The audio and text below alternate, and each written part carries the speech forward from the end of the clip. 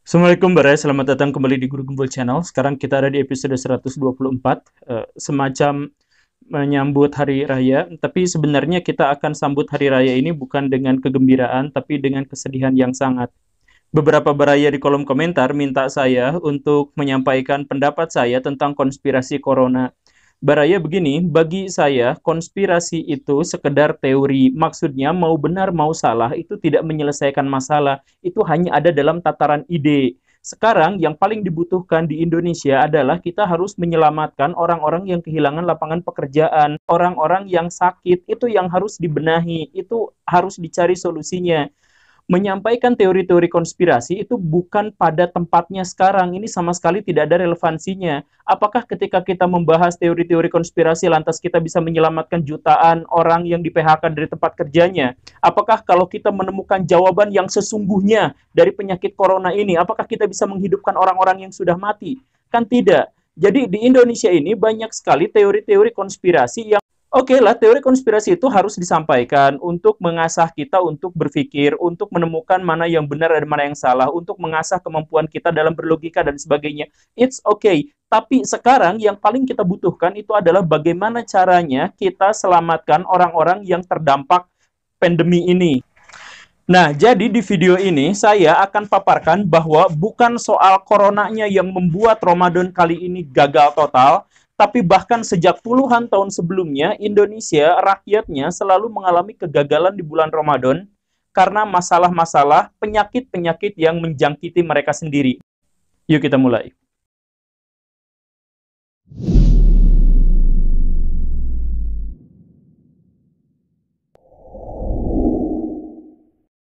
Baraya, video ini terupload mungkin pas Lebaran atau sehari sesudah atau sebelumnya. Tapi di sini saya bukan hendak merayakan hari kemenangan, tapi saya justru secara jujur harus menyampaikan bahwa ini adalah hari kekalahan telak kita. Bagaimana ceritanya? Begini Baraya, bulan Ramadan itu adalah bulan tempat di mana umat muslim atau siapapun yang beriman berusaha mengendalikan dirinya agar bisa dekat dengan Tuhan dan agar dia bisa merasakan sensasi yang dialami oleh orang-orang miskin. Yang dimaksud sensasi itu adalah mereka bekerja terus-menerus untuk mencari nafkah, tapi mereka hidup dalam kelaparan. Nah, tetapi fenomena yang terjadi di Indonesia adalah setiap kali Ramadan, setiap kali Lebaran, inflasi melonjak tinggi. Maksudnya apa? Inflasi itu muncul karena dua hal. Pertama, uang yang terlalu banyak beredar di masyarakat. Kedua, permintaan atas barang-barang tertentu itu naik. Nah, di masa Ramadan dan Lebaran ini, inflasi naik itu menunjukkan apa? Konsumsi masyarakat atas barang-barang melonjak. Ironinya adalah di dunia Islam, pikirannya, gagasan tentang bulan puasa ini adalah bahwa setiap muslim itu harus mengendalikan diri sedemikian rupa agar dia bisa merasakan pedihnya lapar, agar dia bisa melihat apa yang terjadi pada orang-orang miskin. Bulan Ramadan adalah momentum di mana kita melihat fakir miskin dan menghayati rasa sakitnya, bukan melihat orang kaya dan iri melihatnya.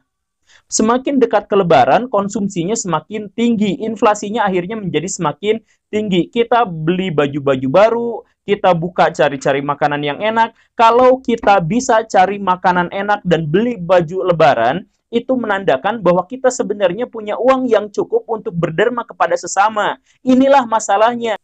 Di mana kita bisa merayakan keberhasilan bulan Ramadan itu? Sebenarnya bulan puasa dan hari Lebaran itu adalah hari di mana kita berpesta pora. Kita bisa melihat bahwa THR misalkan atau gaji kesekian belas itu dibagikannya pas sekarang-sekarang. Kemudian setelah kita dapatkan, kita juga tidak bisa menikmati dengan leluasa karena ada anak kita, ada anak tetangga, ada apa yang minta THR. Kalau yang punya warung, ada pelanggan harus juga dikasih THR karena pada minta. Tukang sampah di pinggir jalan pada minta THR dan lain sebagainya. Akhirnya kita mendapatkan uang memang iya, tetapi uang itu langsung diedarkan lagi. Dan itu bukan untuk fakir miskin, tapi orang yang terdekat dengan kita. Itu bukan masalahnya di situ sebenarnya. Masalahnya adalah uangnya menjadi beredar sangat banyak. Dan karena itu, kesejahteraan kita tidak bertambah, orang-orang fakir miskin tetap tidak bisa mendapatkan haknya, tetapi inflasinya naik drastis karena uang beredar di masyarakat menjadi lebih banyak. Dan kalau sudah seperti itu, maka ini membebani negara. Dan dalam kondisi tertentu, orang-orang tertentu itu malah makin kecepit gara-gara adanya inflasi ini. Kemudian masalah yang kedua adalah bahwa di bulan Ramadan ini banyak orang-orang yang menjadi Tuhan. Baraya begini, Islam itu ringkas, sederhana, solid di dalamnya, tapi sederhana. Disampaikan juga dengan cara yang sangat sederhana, sehingga seharusnya orang tidak usah berdebat tentang satu hal terkait dengan agama. Tetapi sekarang di Indonesia kita berdebat terkait dengan hal-hal agama, dan banyak di antara kita yang malah menciptakan hukum-hukum Tuhan sendiri. Kita mengklaim itu hukum Tuhan, padahal itu adalah hukum buatan manusia. Ini adalah masalah yang sangat fatal dan sangat besar. Misal begini Baraya, ada kelompok-kelompok tertentu di Indonesia atau bahkan ada pemerintahan daerah tertentu di Indonesia yang menggerebek warung-warung yang masih buka di bulan Ramadan. Ini adalah tanda bahwa orang-orang itu telah berusaha menjadi Tuhan. Di bulan Ramadan itu puasanya adalah ibadah yang paling gaib. Maksud ibadah paling gaib itu adalah ibadah yang tidak pernah ketahuan ini batal atau tidaknya. Seseorang yang menahan lapar 12 jam atau lebih, itu bukan berarti dia lulus di hari itu. Sama sekali tidak ada kaitannya dengan itu. Yang membatalkan puasa itu sebagian besar itu adalah hal-hal yang goib. Karena itu menjadi gaib, maka tidak ada seorang pun yang boleh mengatur dan menghakimi itu. Jadi kalau ada warung buka di bulan Ramadan, misal, kemudian digerebek, itu yang menggerebeknya yang dosa besar karena dia melakukan bid'ah. Bid'ah itu adalah dia menciptakan syariah sendiri. Ketika di zaman Nabi, ada orang yang tidak berpuasa, ketahuan dia adalah seorang pemuda, pengantin baru, baik-baik saja, tubuhnya sehat, dia tidak memiliki alasan apapun untuk tidak berpuasa, tapi dia batal puasa, dia mengadu kepada Nabi. Apa yang dilakukan Nabi? Nabi mentertawakannya dan memberikannya korma. Tidak ada hukuman, tidak ada cambukan, tidak ada apapun. Di zaman Khulafaur Rasyidin juga tidak ada sama sekali cerita tentang ada orang yang tidak berpuasa atau batal puasa kemudian dihukum. Itu urusannya tentang Tuhan. Itu urusannya adalah Tuhan dan manusia. Memang ada cerita sedikit Ali mendera orang yang tidak berpuasa, tapi itu konteksnya lain. Nanti kapan-kapan kita bahas. Itu pun ijtihad. Maksudnya adalah prinsip dasar Islam itu ada perkara-perkara gaib yang manusia tidak boleh ikut campur. Sama sekali tidak boleh ikut campur. Dalam hal ini diantaranya adalah berpuasa di bulan Ramadan. Gini nih ya Baraya, prinsip dari berpuasa itu, semua ibadah dalam Islam itu untuk manusianya sendiri. Kecuali berpuasa. Berpuasa itu adalah kaitannya hubungan manusia dengan Tuhan. Jadi jangan ada orang yang ikut campur terkait hal ini. Jadi segala jenis penggerebegan itu melanggar syariah total. Karena begini, kenapa harus digerebek? Kan di Indonesia ini lebih dari setengah orang tidak berpuasa di bulan Ramadan. Coba hitungan kalkulasinya aja sederhana ya. 15% orang di Indonesia itu non-muslim, 15%-nya. Kemudian sekitar 20-30% orang di Indonesia itu adalah orang yang di bawah umur atau di atas umur. Oke? Kemudian setengahnya lagi di Indonesia itu adalah perempuan. Dan perempuan, seperempat di antara para perempuan itu tidak berpuasa karena dia mengalami menstruasi, siklus bulanan. Artinya kalau dihitung-hitung itu belum orang yang dalam perjalanan, orang yang bekerja terlalu keras dan sebagainya, orang-orang itu kan layak untuk tidak berpuasa. Nah, kalau dihitung-hitung seperti itu, maka jumlah orang yang tidak berpuasa di Indonesia itu mungkin sama atau lebih banyak daripada orang yang sedang berpuasa. Nah, karena itu warung-warung dibuka itu dipersilahkan. Karena siapapun yang membutuhkannya. Masa nanti perempuan yang tidak berpuasa, yang sedang menyusui misalkan, dan dia dalam kesulitan, dia mau makan susah, itu zolimnya luar biasa. Kemudian ada pernyataan dari sekelompok orang yang suka menggerebek itu. Itu mereka itu kan tidak menghargai orang yang berpuasa, tidak menghormati orang yang berpuasa. Baraya, kalau pernyataannya tidak menghargai dan tidak menghormati, tanya psikiater, tanya psikolog. Prinsipnya begini, siapapun orang yang pengen dihormati, itu menandakan bahwa dirinya kurang terhormat dalam masyarakat. Tidak ada ceritanya masalah itu dalam syariat. Jangan bikin syariat baru, jangan bid'ah. Salah satu yang menyebabkan umat muslim hancur sekarang itu adalah mereka suka bikin syariah-syariah baru, bikin bid'ah-bid'ah baru. Di Arab Saudi ada perempuan katanya tidak boleh naik mobil. Gak ada dalilnya sama sekali. Mereka bikin itu atas nama syariah. Akhirnya Islam hancur dari dalam. Ada cerita pertanyaan mukbang boleh enggak? Banyak yang mengharamkan padahal gak ada dalilnya sama sekali. Jadi orang-orang zaman sekarang itu banyak yang melanggar syariah tapi ngaku-ngaku mereka menegakkan syariah. Kemudian ada masalah-masalah lain. Ya, masalah-masalah lain seperti zakat. Zakat itu sekarang terlalu banyak di internet itu pertanyaan, apakah zakat itu boleh menggunakan uang atau tidak? Itu pertanyaan-pertanyaan basi yang tidak esensial, Baraya. Jadi kalau mau ngambil ke fikih, gini aja lah. Kalau menurut Syafi'i, itu dilarang keras, pakai uang. Kalau menurut mazhab Abu Hanifah, itu boleh saja. Mudah, silahkan Baraya mau ikut pendapat yang mana atau Baraya mau istihad sendiri, ya silahkan saja, tidak apa-apa. Nah, tapi sekali lagi itu bukan pertanyaan esensial. Zakat itu adalah ibadah yang disyariatkan Tuhan, tetapi untuk sosial, untuk masyarakat. Artinya yang paling harus dipikirkan itu adalah bagaimana caranya agar zakat itu sampai ke orang yang berhak. Masalahnya di Indonesia jarang sekali ada pertanyaan, misalkan, siapakah yang boleh berzakat?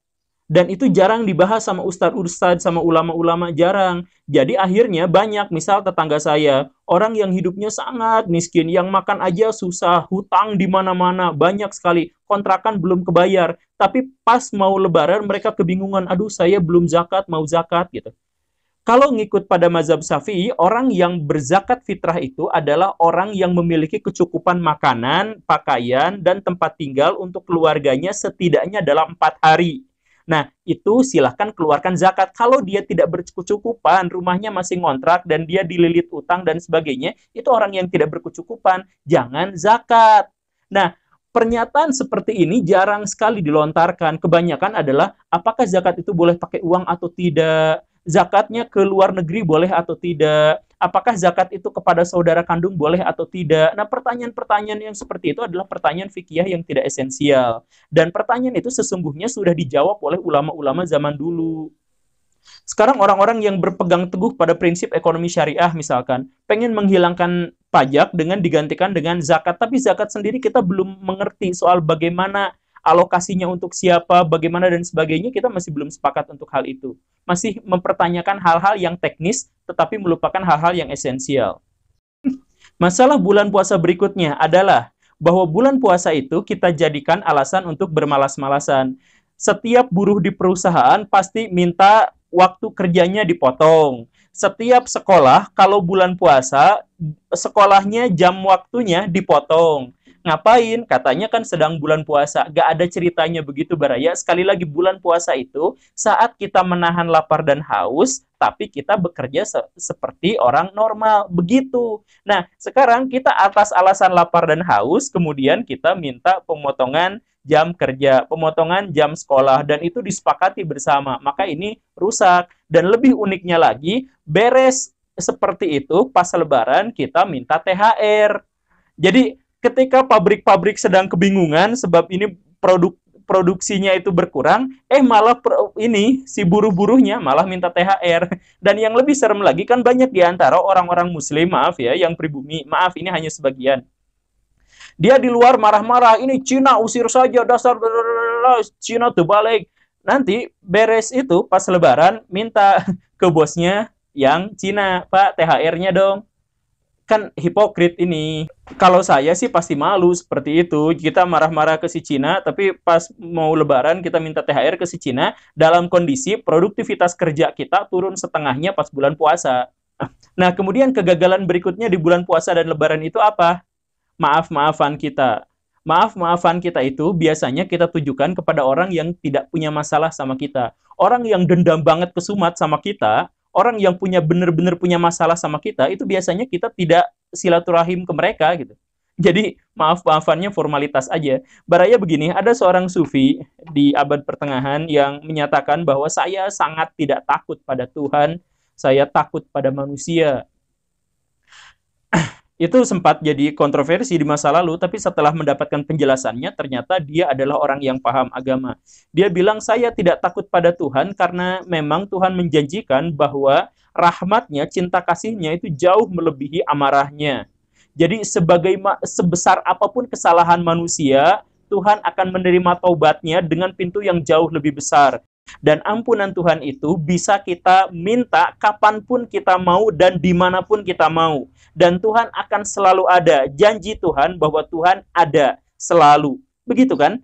Sehingga orang itu bilang saya tidak takut pada Tuhan, tapi saya takut pada manusia. Maksudnya adalah apa? Manusia itu kadang-kadang kita tidak sadar kita melakukan kesalahan pada dia, tapi dia mendendamnya seumur hidup. Dan kalau orang itu tidak memaafkan, maka orang yang bersangkutan itu tertahan di pintu sorga. Kan begitu ya? Itu doktrin dalam Islam. Jadi maksudnya adalah ketika kita melakukan kesalahan kepada Tuhan, itu mudah, tanda kutip ya, itu mudah kita bertaubatnya. Karena Tuhan ada kapanpun dan selalu membuka pintunya. Tetapi ketika kita salah pada manusia, sengaja atau tidak sengaja, itu sering menjadi masalah. Dan kalaupun kita sadar atas kesalahan kita belum tentu mau minta maaf karena gengsi. Dan kalaupun kita mau minta maaf, belum tentu orangnya memaafkan. Dan kalaupun orangnya mau memaafkan, belum tentu dia ada di situ. Mungkin dia sudah kabur kemana. Kan kita banyak melakukan kesalahan pada orang-orang yang dia sekarang sudah tidak ada lagi. Dan tidak bisa dilacak lagi. Atau bahkan sudah meninggal. Oke, Baraya, itu saja. Saya sekalian juga minta maaf kepada Baraya semua yang sudah mendengarkan cerita-cerita saya selama 100 sekian episode. Kalau saya punya kesalahan, mohon dimaafkan. Kalau tidak, nanti saya datangin Baraya. Enggak lah. Ya, itu saja Baraya. Terima kasih karena sudah menyaksikan. Ini adalah bahan refleksi. Tonton episode saya yang lain. Assalamualaikum warahmatullahi wabarakatuh.